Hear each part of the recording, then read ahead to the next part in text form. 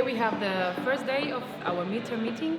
This is the first time all the PhD students, well, most of the PhD students are here. There are some of them connected remotely, but this the first time we see most of us see each other outside the camera, like in person.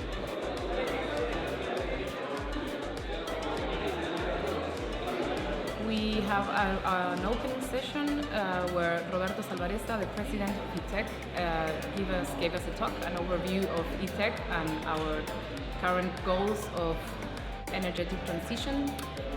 Then we have a picture in the outside of ITEC, and right now we are having breakfast. Today we're having a special day because we honor in certain way our PhD students. We leave all the full day for them to present their work, to have also the experience to share with us the meaning of what they are doing. The PhD presentation started at 11. Before lunch there were 5 of them, and after lunch, in the afternoon, we had 6 more presentations. Each PhD candidate had 10 minutes to present the results or the current state of their research, and after that they had 5 minutes to take questions from the audience and answer.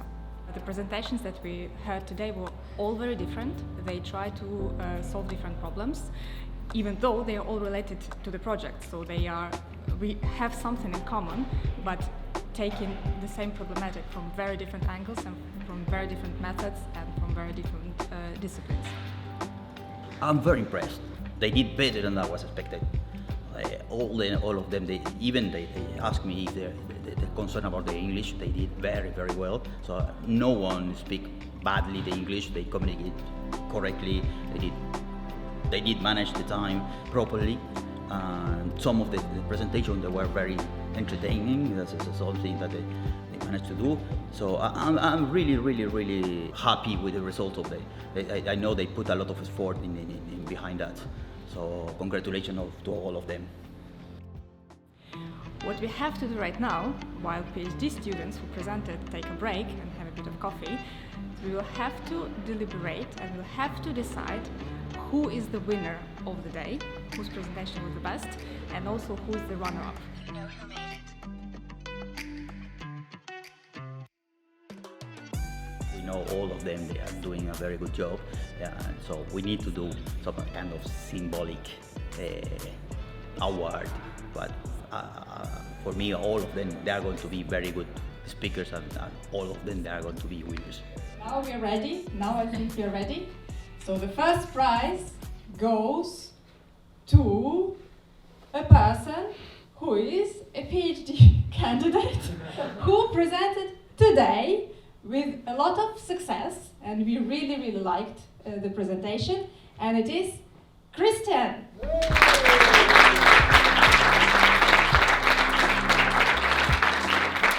My name is Christian Marcelo Martin. My PhD is related to the study of lightweight cement slurries for CO2 geological storage wells. What I can say is that I'm studying a material which is cement. This cement I modify it a bit to make it lightweight with some little spheres that I add to it, so it's light, but it keeps its mechanical properties, more or less. And then I'm using this particular cement that I'm studying for this climate change mitigation activity, which is CO2 geological storage. And I'm studying the durability of this cement, which is there in the injection of CO2 well under these conditions. The advantage of my PhD is knowing a bit more about this cement, because it's already used in the petroleum industry. So in the petroleum industry, they're already using this cement for the outer part of the casing. They pump this cement, but then they could use this same cement, which is already used, for this CO2 geological storage. So the idea is to deeply understand which are the mechanisms acting there, and to see if there is any difference between this particular cement and the traditional cement paste, to see if it will actually act as a seal for the CO2. After this kind of PhD in engineering and all that, there's a lot of things to apply to the industry and all that. So I don't really know if I want to go to the industry after this or if I want to continue as a postdoc student. I don't know. Since I have done these secondments for the Disco to Store project and all of this, I found many opportunities, not only here, which I had a lot, but also in, in Europe, United States, and many other places. So the problem is that I have now a lot of options, and I have to decide what to do, and well, I don't have an answer, I'm sorry.